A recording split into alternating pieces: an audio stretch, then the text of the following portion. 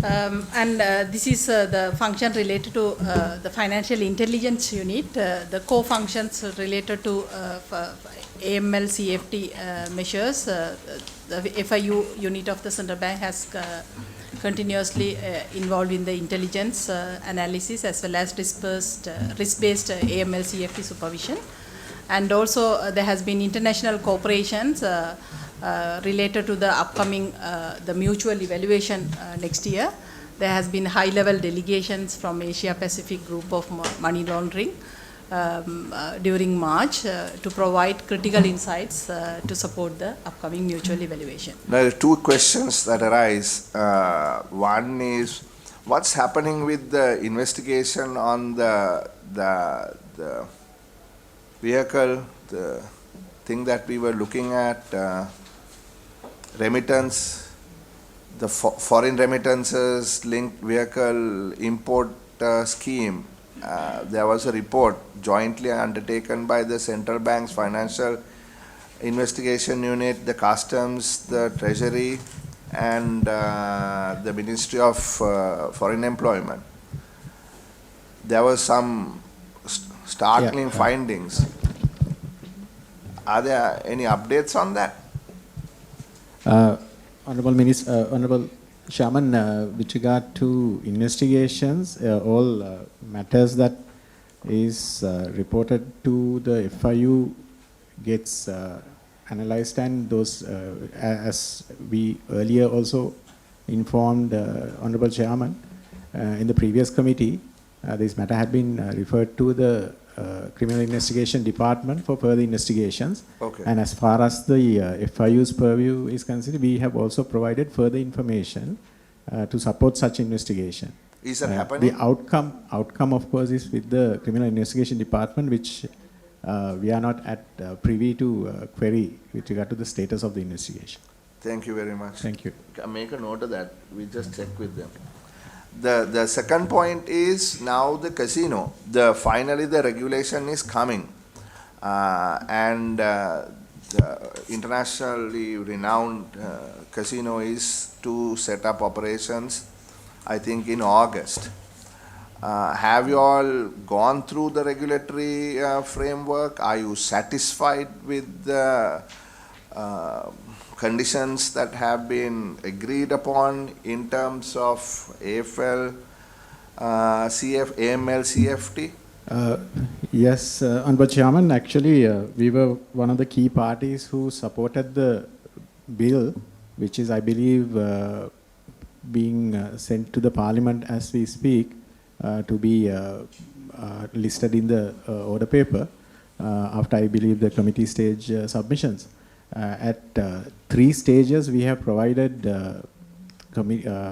necessary provisions to be tweaked and improved respectively on the bill, and we have also received a draft of the earlier version, not what is before the Parliament, I suppose.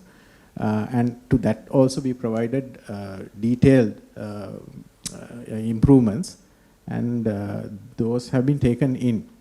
And apart from that, on your first question with regard to the group which have come in right now and will be in operation from August, we have had discussions from the FIU's point of view. We've had discussions with them one-on-one, and we have been assured that all AML CFT regulatory measures will be put in place, and these will be at the internationally accepted level and also fulfilling all the Financial Action Task Force recommendations. Now, something we've heard is, look, these people buy these junkets or whatever, and it is paid for in another country and settled also in that same country, because you can't carry cash if you win it in a casino locally. I mean, currently we have 2 or 3 casinos that are operating, but given the fact you earlier said that there has been not a single person regulated or is being regulated under the Hawala law, how is this going to all work out? Because we know that they actually don't bring the money and take the money back. It's so and also for tax purposes. And how do we know how much is being played, what the winnings are? I mean, are you all going to have some sort of oversight on these casinos, or the big casino that is coming, the casinos that are already operating? I can answer you on the first point of question, not on the second point on the inland revenue mechanism. On the first point, basically the Gambling Regulatory Authority bill has sufficient teeth to issue directions and regulations in order to capture junket operators as well, and to have some sort of a mechanism to identify the proceeds which are being taken out or being brought in. And this has to be, of course, coupled with foreign exchange stringent measures, and of course customs will also have to be involved in these discussions. With regard to the second point, the inland revenue mechanism, it's already the casinos are under the revenue collection structures. And of course, going forward, whether the junket operators will be included in that revenue mechanism is yet to be seen. But of course, through the Gambling Regulatory Authority bill, once the once the regulatory authority is established, it is very much within their purview to issue regulations and necessary directives. I mean, are you telling us that you are fully satisfied that the junket operators and others, you know, who bring money in and take money out will be monitored? Are you satisfied with the regulations? At the moment, I would not use the word satisfied, because at the moment it's a point-to-point based value transmission mechanism which we are not seeing. As you mentioned earlier, junket operators may be settling from their respective counterparts in their respective jurisdictions, and that but there is definitely value coming to Sri Lanka, and otherwise the modus operandi won't be of benefit to the casinos, in the local casinos. But what is happening is that once the Gambling Regulatory Authority comes, that there is also a way to monitor this operation. At the moment, there is no mechanism to monitor. The only mechanism that established is within the Fiscal Policy Department of the Ministry of Finance. That's also for licensing purposes, because there is no provision to enforce it even under the current Casino Regulatory Regulations Bill. Yeah. Sorry, Act of 2010. Yeah, so all what we want to make sure, because this committee was really the driving force in getting this regulator legislated, is that the central bank is fully aware of what's happening, so that we won't get into another issue with a grey list and all that. You know, we've gone through that previously, so we're just making sure that you become comfortable and confident and satisfied with the regulations, because no regulations, I think, are being listed yet. It's just the act. So once the act is done, the regulations will have to come. But already it is June. So Fully agreed, Mr. Chairman. Honorable Chairman, only thing is that once the bill, of course, gets through it'll be the full responsibility of the Department of Fiscal Policy and the Ministry of Finance. Apart from that, there's one concern that we have also raised with regard to the Colombo Port City, and also with regard to cruise ships that comes to Sri Lanka. This is also highlighted during the previous mock evaluation. The fact that when the cruise ships arrive in Sri Lanka, whether they have casinos, if they have casinos, that should be prevented from operating within the territorial limits of the water, Sri Lanka. Otherwise, the local casinos will not have a necessity to operate. So that's one of the other areas which is right now challenging. And we hope to tackle that, because that's one of the key AML CFT loopholes that we have observed in the moment.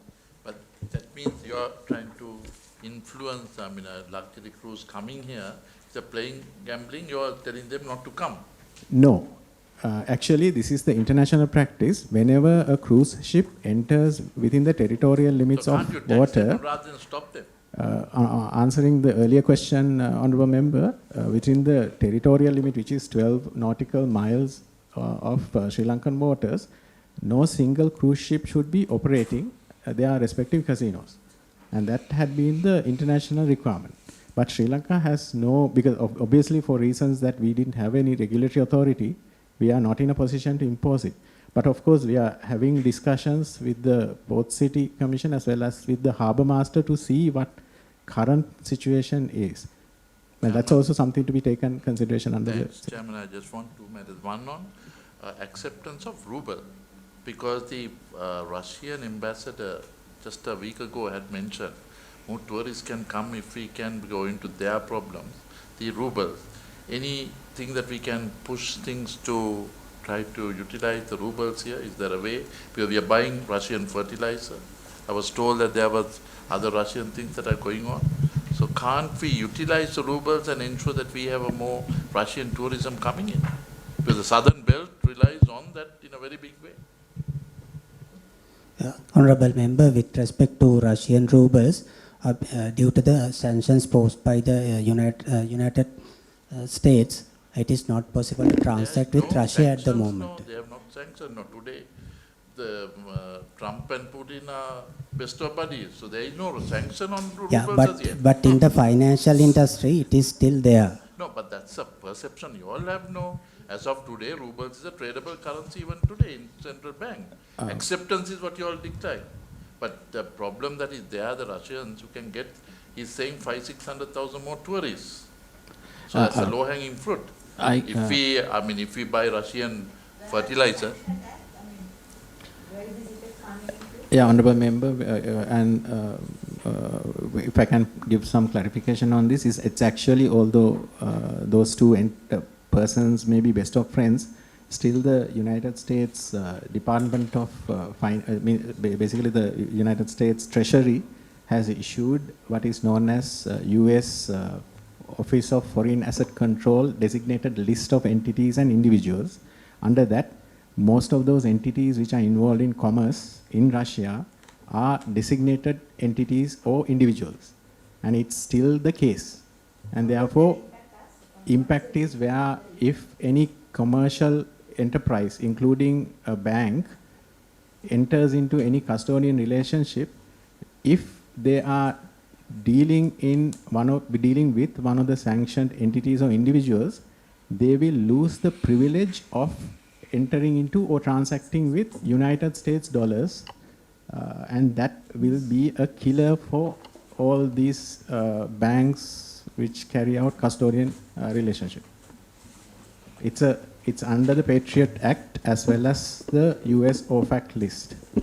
Well, I would like you all to look into and give suggestions to the government as to how we can utilize that offer that comes in, because tourism is a dear subject that I think for the country at the moment. And the other one, Chairman, I would like to ask is, who is the responsible entity for building up the dollars in the reserves of the country? Is it now entrusted in the central bank, or who has got to do it? Central bank. Central bank. And your process of that is that you all basically on your transactions that you all do as profits, which you all have made 275 billion last year, you say, is what you all utilize to develop reserves in the country. This is about what you asked. This is foreign exchange reserves. Of course, foreign exchange reserves. Central bank has the responsibility to maintain official foreign exchange reserves. That includes central bank foreign exchange reserves as well as government balances in the accounts with the central bank. There are two components, as already explained earlier in the presentation. So what we build up reserves through purchasing dollars that is coming into the government as loan proceeds, like IMF, World Bank, and as well as our intervention in the market to buy dollars that we build up reserves. So that's done by the profits that you make? No, profits is no. Profits has nothing. Profits is a different thing. That's our balance sheet in our both domestic foreign operation that we generate profits. Dollars is a different thing. But for us to buy dollars, we can create profits. So we give banks rupees and we buy dollars. So the business climate of bringing in the dollars is the fiscal and the government policy. No, that's. Stop it is what flows thereafter. No, how do you all penetrate into the market to create that reserve? What is the mechanism? Mechanism is through banking system. So banks are authorized dealers to do all the foreign exchange transactions. When they receive foreign exchange inflows, exports or remittances, that comes to the bank, commercial bank. Then there's a demand, they sell part of that. If there's a balance, they sell, if there are no buyers in the market, they sell it to foreign exchange, central bank, then we buy that dollars and build our reserve position.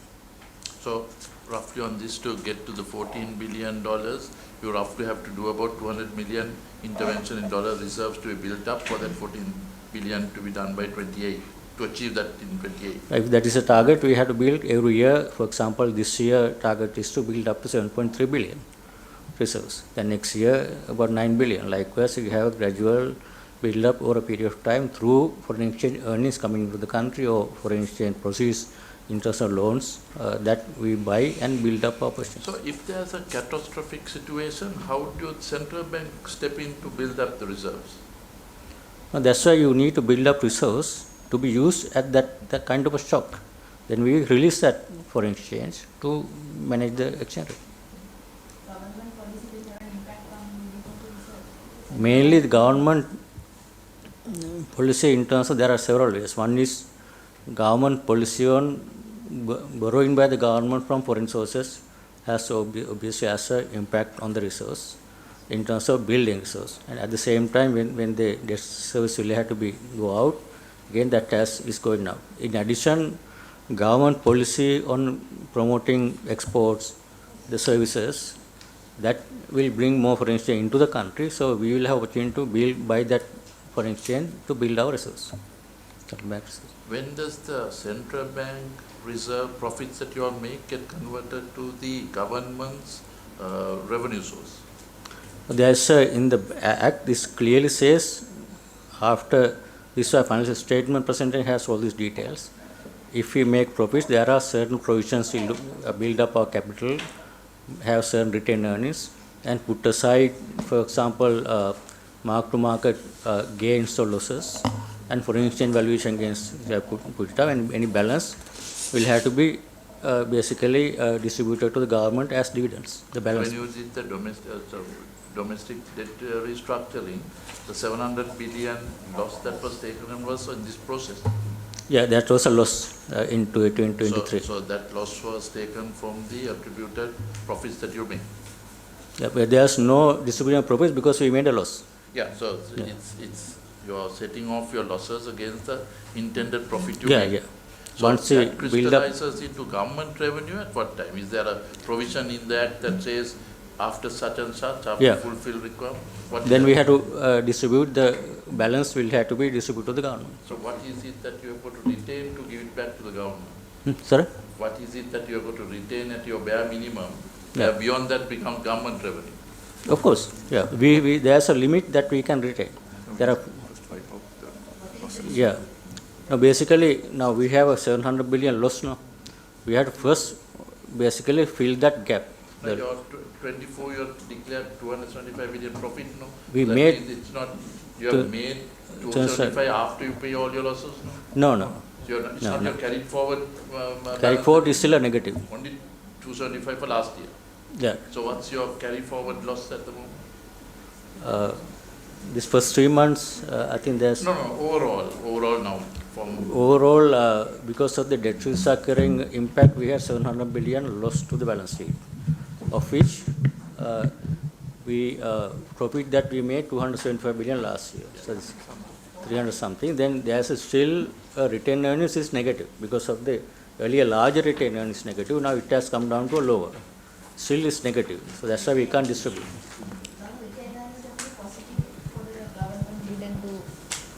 Before the restructuring, there have been years negative and positive. No, but in So I the don't- future, retained earnings have to be. Yeah, first the retained earnings have to be Positive. made positive, Right. and then thereafter when there is a, but it's not the full profit that is distributable, because there are certain things which are not distributable, like these mark-to-market things and all. So this 275 million is anyway not, but it will go against your retained losses or brought forward losses. So after that, the surplus, if there is surplus, you can transfer. At any given moment, can the government expect a return from central bank as dividends? Because that will be another revenue source. If the central bank make additional over and above what needs to be balanced here, then we obviously we have to declare that dividends to the government. Sinaraj. Senior. No, so if the finance minister next year says that I expect central bank to give 1% of GDP as profit, does that become your mandate or you No. can't impose like that? So there's a in the law it specifies how to distribute profits.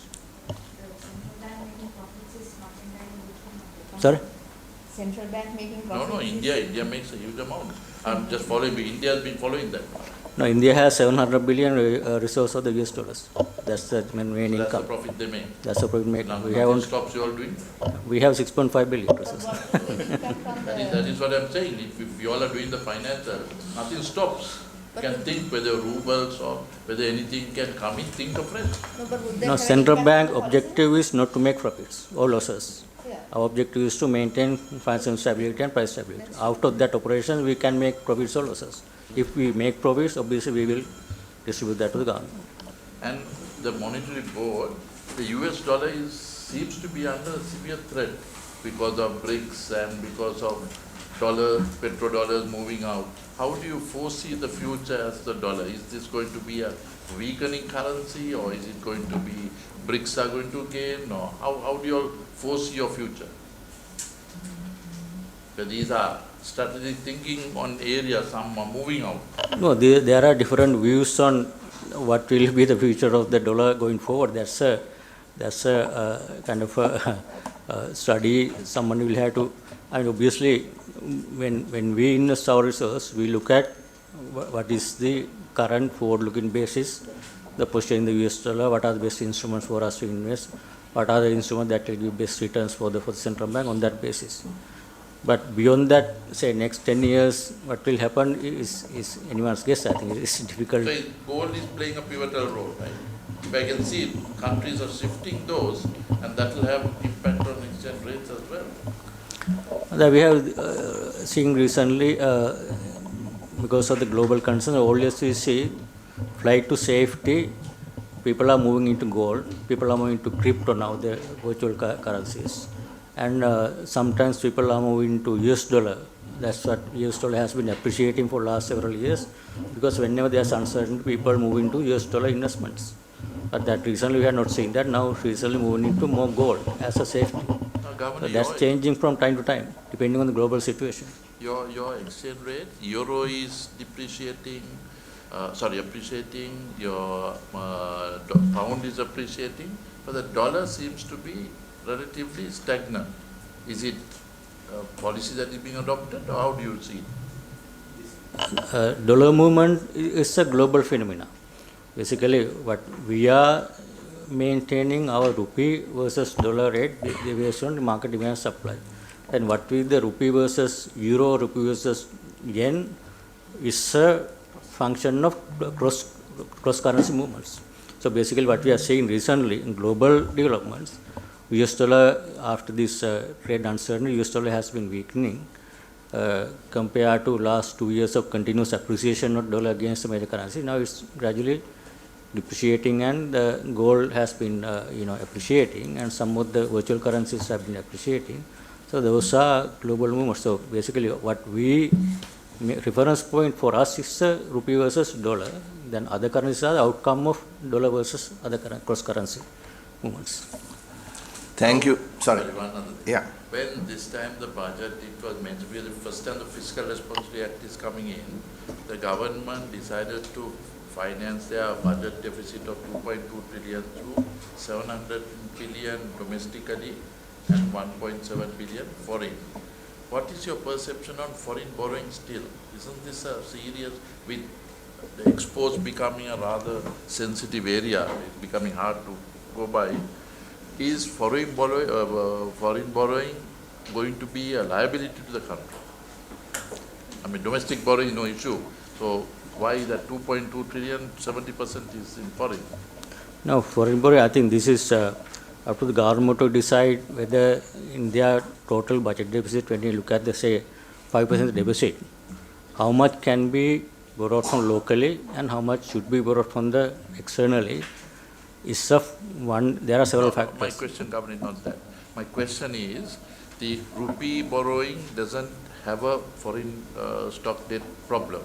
But if you take dollars, the depreciating which is done by the central bank will have an impact on the treasury. Every 1 rupee has an impact of 40 billion on the budget. So that is the reason why it is discouraging foreign dollar borrowing is being mentioned to the government as a responsible central bank or not? No, that's, I think whether government needs to borrow in foreign currency or local currency depends on what is the interest rate they are going to pay on the borrowings.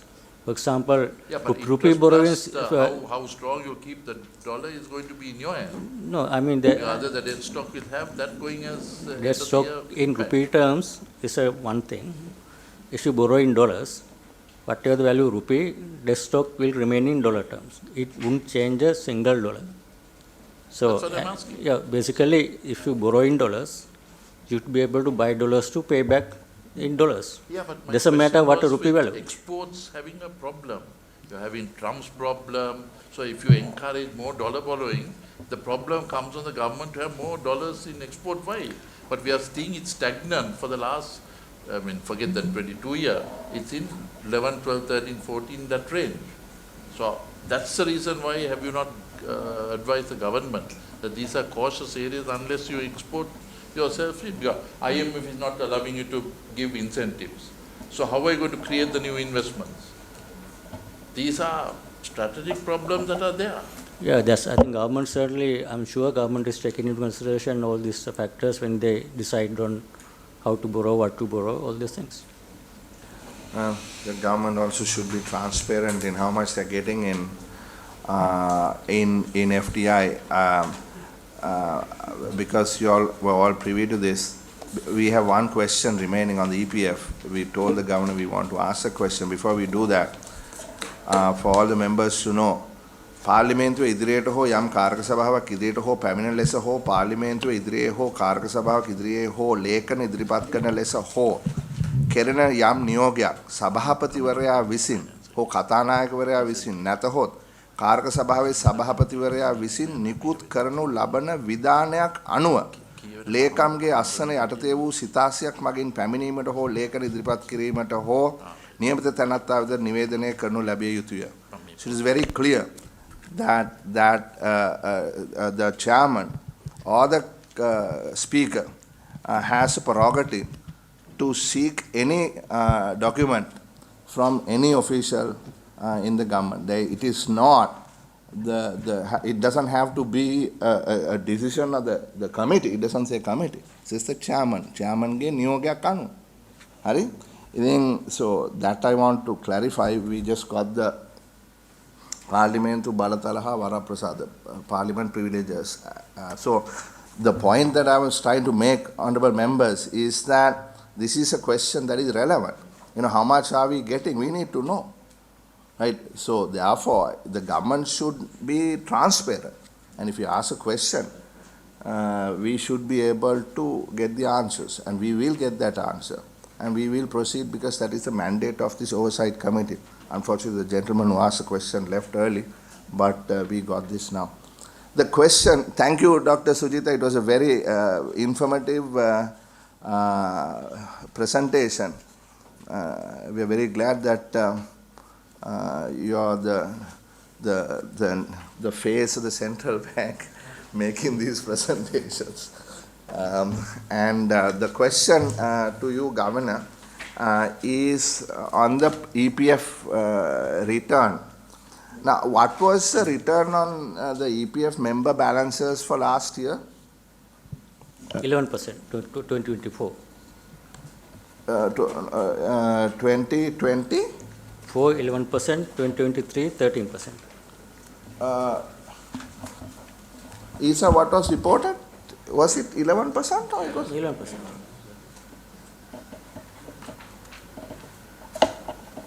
Yes, for 2023, we have already paid that 13%. So 11% decided for 2024 in balance. So once we get the concurrence from the minister in charge of finance, we will credit to the individual accounts. It was decided by the governing board to give 11% for 2024. If that is 11%, I have no question. I thought it was less than 11%. No, no, 11%. Right. Haven't they baked it to something also? That it has to be their minimum of that? What is that takes? Yeah, as per the Act, 2.5% is the minimum as per the EPF Act. However, during that DDO, domestic debt optimization process, the government agreed to give 9% until 2026, minimum 9%. 11% for 2024, 25 and 26, no? No, 11% for 2024 based on the return that we obtained during the year 2024. No, wasn't it 2024 and 25? No, Why not? 24. 24, 11%. No, this is the document that was approved in Parliament, no? Yeah. Right. If you look at this page 28, where it says the return, it is step down. Sorry, that's right. That's what I want to know. Not so. Now you paid 11%, Yeah. but according to this, it is 12% until 2025, inclusive of 2025. So that is what I got confused between 11 and 12. Because I knew that the number. No, there was no such a confirmation from the government. No. Government said that. No, this is a big issue because governor knows, we all know that we approved it in Parliament. The cabinet can't change something that has, the law that has been approved in Parliament. Where is it? See, I'll read the resolution. The day we passed this DDO. This is ජුලයි 1 වෙනිදා 2023. ගරු නීතිඥ ආචාර්ය Susil Premajayantha, right? He, as the leader of the house, presented this. If you recall, you all were in Parliament. Then I, as the chairman of the committee, took objection. I raised a point of order. මම කිව්වා මේ යෝජනාව නිවැරදි නැහැ ගරු කතානායකතුමනි. මේ යෝජනාව නෙවෙයි කාරක සභාවේ සම්මත වුණේ. අපි මේ කාරක සභාවේ සෑහෙන වෙලා සාකච්ඡා කරලා නොයෙකුත් දේවල් සාකච්ඡා කරලා ගරු අධිපතිතුමා අපි එකඟ වුණා. ඒ වෙනස් යෝජනාව තමයි සියලු දෙනාගේ එකඟත්වයෙන් අපි ඉදිරිපත් කරලා තියෙන්නේ. ගරු මුදල් රාජ්‍ය ඇමතිතුමනි එහෙමනම් එකඟ වෙච්ච පරිදි එම සංශෝධනය දැන් ඉදිරිපත් කරන්න. Okay? It goes on. Then නීතිඥ ආචාර්ය සුශීල් ප්‍රේමජයන්ත මහතා මේ අහගන්න. ගරු කතානායකතුමනි 2023 6:30 දින රජයේ මුදල් පිළිබඳ කාරක සභාවේ සාකච්ඡා කර එකඟ වූ පරිදි අද දින න්‍යාය පත්‍රයේ දිනට නියමිත කටයුතු යටතේ සඳහන් යෝජනා අංක 1 මේ ආකාරයෙන් සංශෝධනය විය යුතුයයි මම යෝජනා කරනවා. And this is the new edition. ශ්‍රී ලංකා මහ බැංකුවේ උපදේශ මත මුදල් අමාත්‍යාංශය විසින් සකස් කරන ලදුව අමාත්‍ය මණ්ඩලය විසින් අනුමත කරන ලද ශ්‍රී ලංකාවේ ණය ප්‍රතිවකරණය යන මාතෘකාව යටතේ 2023 ජූනි මාස 28 දිනතිව අමාත්‍ය මණ්ඩලය වෙත ඉදිරිපත් කරන ලද ලිඛිත ඉදිරිපත් කිරීමේදී යෝජනා කර ඇති පරිදි කෝට් දේශීය රාජ්‍ය ණය ප්‍රතිශස්තකරණය සඳහා වූ සවිස්තරාත්මක විධික්‍රම ක්‍රියාත්මක කිරීම close quote was added to the resolution.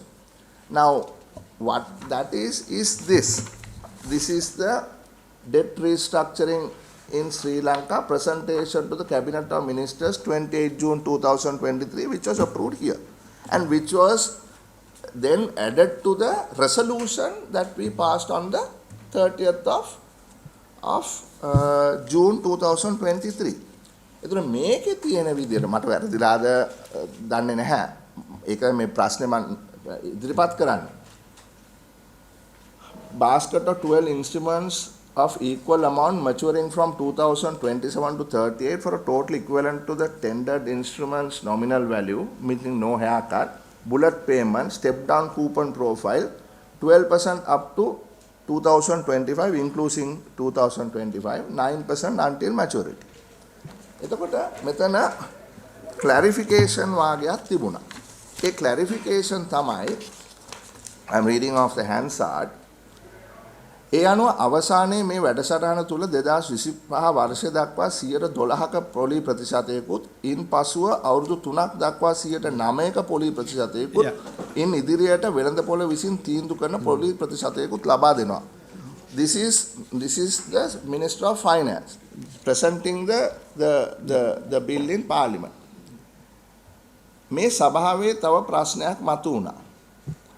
අපි රජයේ මුදල් පිළිබඳ කාර්ක සභාව තුලදීත් මේ පිළිබඳව කතා කළා.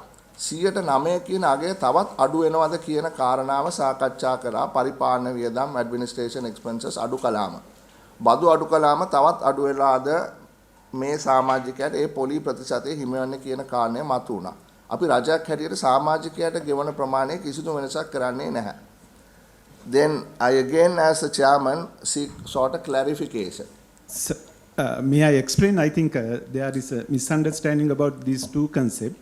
One is the coupon payment given by the government for the exchange bond.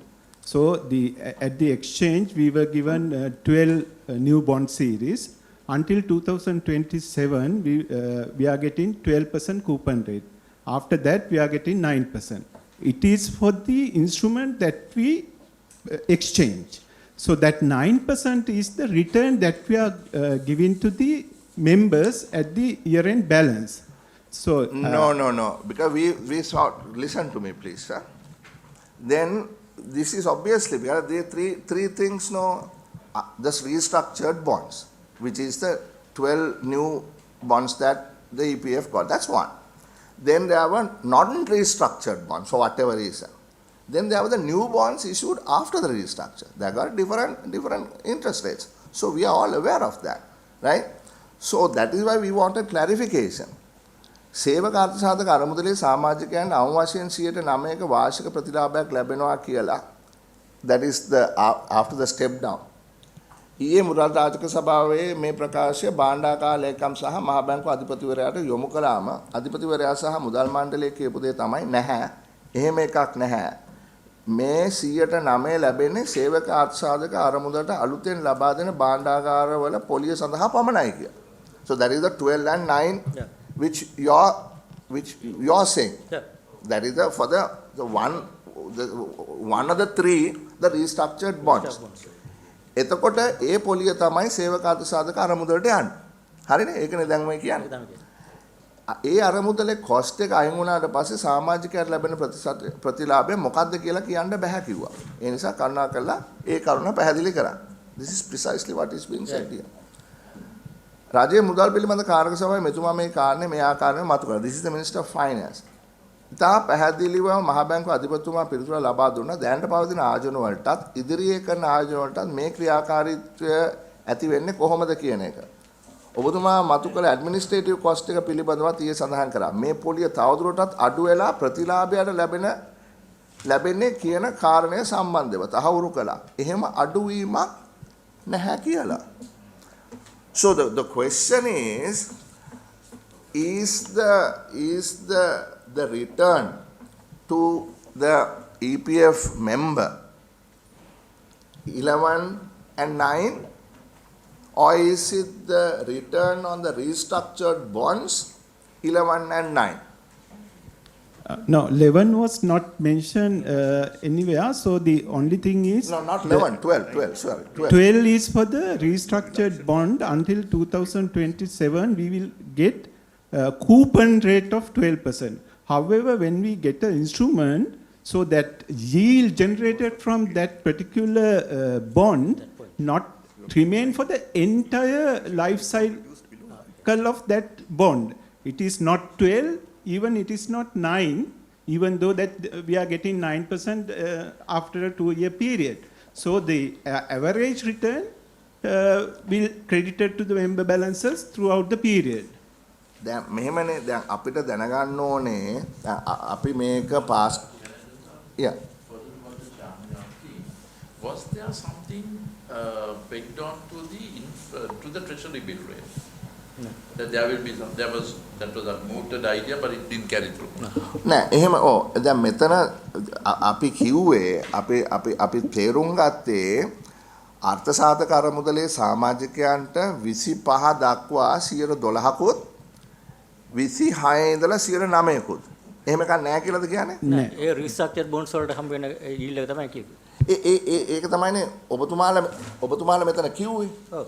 හැබැයි මේක එක්ස්ප්ලේන් උනේ මේ අර්ථසාධක අරමුදලේ සමාජිකයන්ට 2025 අවුරුද්දත් ඇතුළුව 12%ක් ලැබෙනවා ඊට පස්සේ 9%ක්. එහෙම එකක් නෑ. නෑ. ඒක 9% කියන එකකුත් තියනවාද එහෙම එකකුත් නැද්ද? Yeah, at the Cabinet of Ministers meeting held on 7th August 2023, it has approved an amendment to the Section 14 of the Employees Provident Act, number 15 of 1958, to present to Parliament the enactment of statutory provision to guarantee a minimum of 9% annual interest from 2023 to 2026.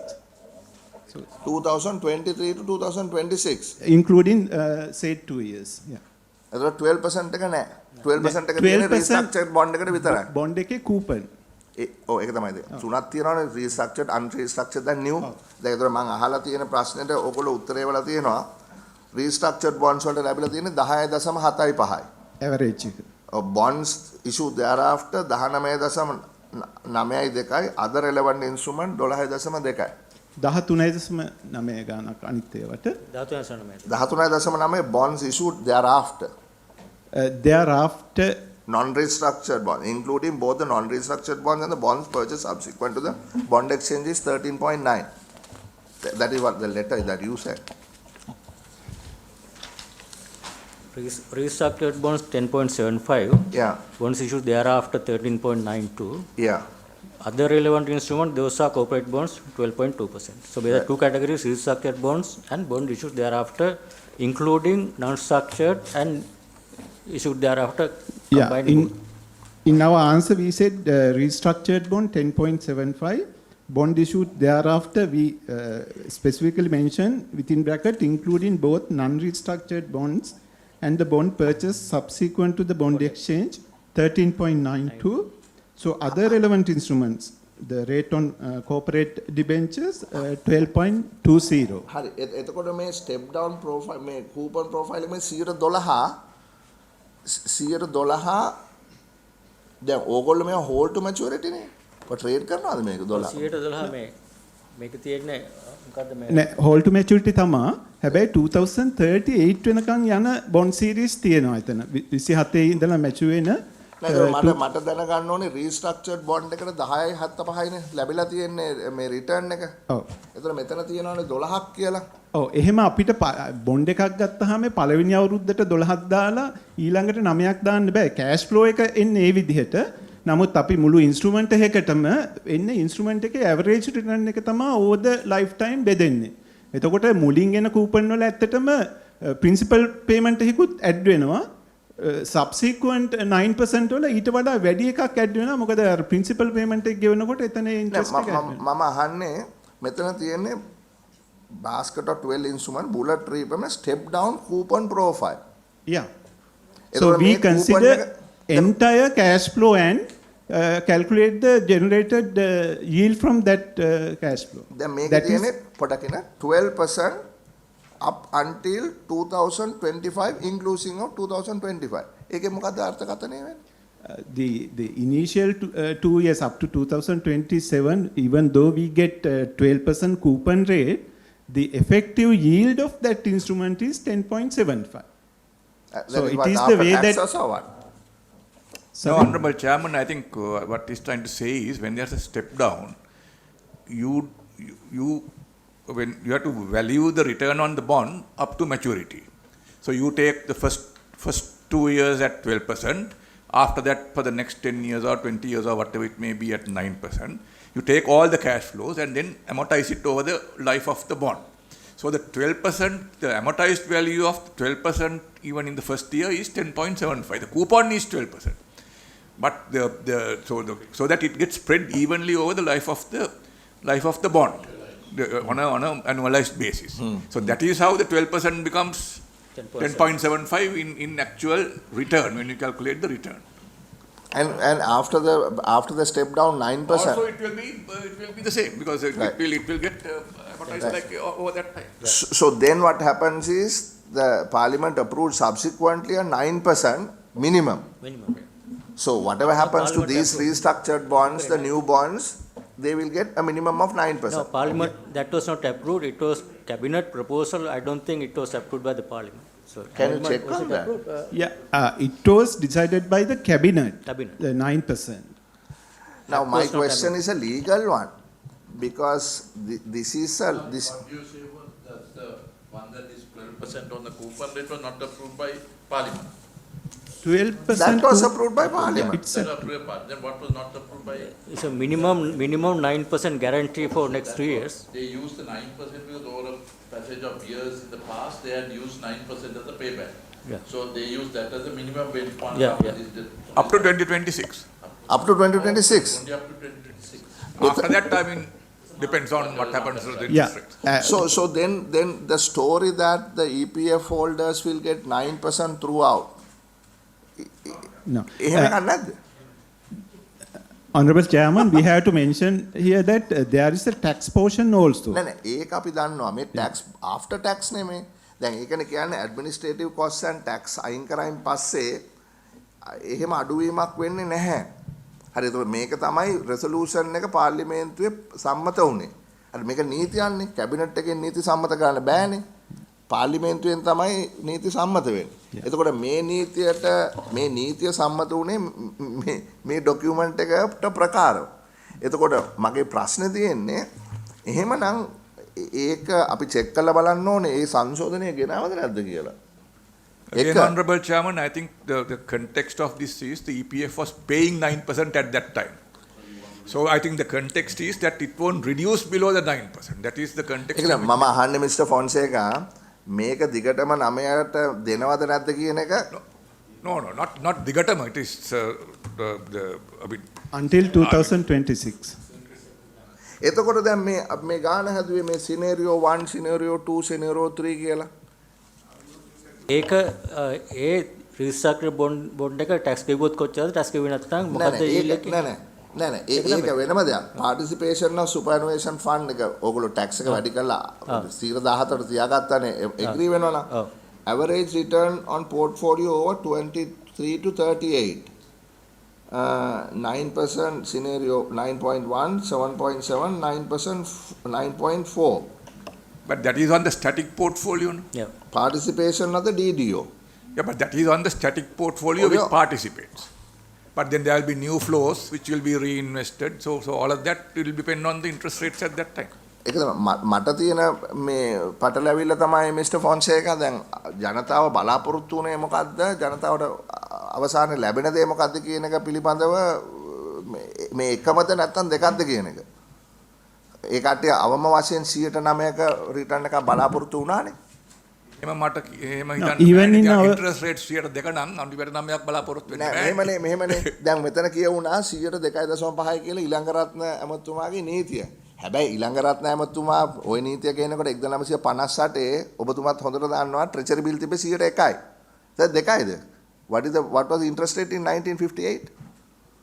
right එතකොට එහෙමනම් එතකොට මන්ත්‍රීතුමා treasury bill rate එක 101ක් තියෙනකොට EPF එකට 102කමාරක් දෙන්න ඕනේ. එකද දෙකද මන් දන්නේ. ඉන්ෆ්ලේෂන් එක කීයද 1958? එතකොට මගේ ආගියුමන්ට් එක තමයි ගවන මේ ඉලංගරත්න මහත්තයා කිව්වේ රියල් රිටර්න් එක. නොමිනල් රිටර්න් එක වෙන්න බෑනේ මිස්ටර් ෆොන්සේකා. මම කියන්නේ 102ක් හරි කියලා. ඒක කියනවා නෙමෙයි. නෑ නීතිය නෑ මේ ගවන නීතියේ මේ රියල්ද නොමිනල්ද කියලා නෑ. ඒතර අපේ රිටර්න් එකක් බලන්න වෙන්නේ රියල් නේ.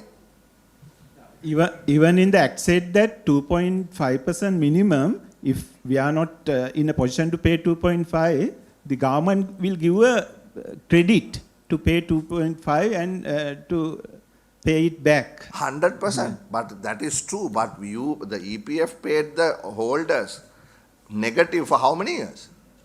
Negative දුන්නානේ අවුරුදු ගානක් නෙගටිව් ඉන්ට්‍රස්ට් ලැබුණානේ මේ EPF But holders. in the act, it didn't say that. ඒක තමයි මම කියන්නේ. ඒ ඇක්ට් එක 1958 බලන්නකෝ මේ ડોක්ටර් කීයද කියලා 1958 තිබුණේ ට්‍රෙෂරි බිල් රේට් එක කීයද ඉන්ෆ්ලේෂන් රේට් එක කීයද කියලා. ඒකලින් treasury that you all maintain the EPF fund no ඒක අරන් central bank pension fund එකට දාලා ඒකෙන් 120 ගන්න එතකොට දෙන්න පුළුවන් EPF එකට. You I all won't get go no there. Central bank එකනේ ලැබෙන්නේ. Let us not open that One can of other worms thing, now. Chairman, this EPF again, now what's the balance? It's about නැද්ද 4.5 හොයාගන්න trillion. 1958. Yeah, at the end of the year, 4.4 trillion, 4.4 end of the year trillion. 2020. And how much of that is inactive accounts? Because there was once where you all were taking the inactive into back into the government. Now, there is no something called inactive accounts. Only thing is, out of 22 million accounts, we paid the interest and everything at the year end. No, when you So, say inactive, now once a EPF member leaves, there obviously has to be inactive, either dead or is overseas or something that is inactive, no, other you take the money, no? yeah. So, So, no, that over a passage of time, it was becoming a fictitious asset, they were taking to the government revenue. Is No. that still functioning or not? no, we can't give that back to the government because so the active accounts means currently contributing accounts. If a person has 10 employments, he has 10 accounts, 9 inactive and 1 is active. So when he retires, he get the money in all 10 accounts. Therefore, we can't say them as inactive. So, but currently contributing accounts one. So 22 million accounts you are maintaining, but the working class, there's only 3.5 million that is there in accounts, no? So there's a gap, no? So Yeah. that's 18 million accounts can't be people who have left the services and basically have not taken the EPF account. No, when we So look what is the justification for that? It is due to changing employment. So when we look at So refund that means- payments, That's what I'm saying, because there is no one unique account, no? You're having 3, 4, 5 accounts, they're losing trend of it. So why are you not sophisticated and getting, you all are looking at TIN number for all these things? That is why you all are living on somebody's, collective ability of making money. yeah. And that's becoming a fictitious asset that is there in the account. Yeah, agreed, sir. We have discussed with the Labour Department because they are doing that registration part. You all maintain the EPF account. Yeah, so then we can't have a separate registration in our portfolio because the KYC part done by the Labour Department and however, in the future, now we are discussing it, even last week we had a discussion to have a unique number. So even in the central bank, despite one but person have several accounts, we It's a link them to the... It's a moral obligation on you all because those people basically they have a hard life, and when they get the EPF, they must get it in full. You can't have a gap of 18 million active, accounts there which have not been claimed, if not for this problem. No, sir. Once they enter their NIC number, they can see all the link accounts. So not only the current contributing one. I think it's Yeah. happening. We need your support also. We wanted to change the act to send contribution electronically. Yeah, thank you. So, doctor, did you find what it was in 58? Lasita has? Yeah. Okay. So 1958, Yeah. inflation is 2.1%, and interest rate we had only 3 months treasury bill rate. 3 months treasury bill rate is around 1.8%. So 3 month treasury bill rate was how much? 1.8? 1.8. 1.8, so they thought that the EPF should get 2.5. No, එහෙම නෙවෙයි ඒක බලන්න. ඒක variation එක percentage එකක් හැටියට බලන්න ඕනේ Mr. Fonseca. ඕගොල්ලෝ අඩුවෙන්මනේ දෙන්නේ අනේ මිනිස්සුන්ට. Right. Anyway, let's take it up at a later time. Thank you very much. Excuse me, Chairman, there was a question on Direction number 6 of 2021. Yes, I'm sorry. That was issued to the NBFIs Yeah. regarding the moratorium to be given at that time. Yeah. This was subsequently repealed. At that time, there had been 3 options. Given one is to restructuring of the credit facilities, other one is to facilitate early settlement, and the other one is to extend in the moratorium of performing advances. So there had been, in terms of the penal interest, there are 3 different treatments under each of these options. So without looking at the exact case, we can't give a general comment on the penal interest capacity. So you mean to say during the moratorium, Yeah. it is possible that the penal interest No, could they have had- accrued? No, that had to be segregated in terms of what action, what option is taken, and for certain period, the penal interest has to be removed. For certain period? Yes, for a, because there had been. April 2020 to September 2021. Exactly, so whatever that has been accrued for that particular period has to be removed. Yes, they So- can't, so to simplify it, a person cannot be charged penal interest for the period For that April particular- 20 and September 2021. Yes, They yes. cannot charge. That is for the first option.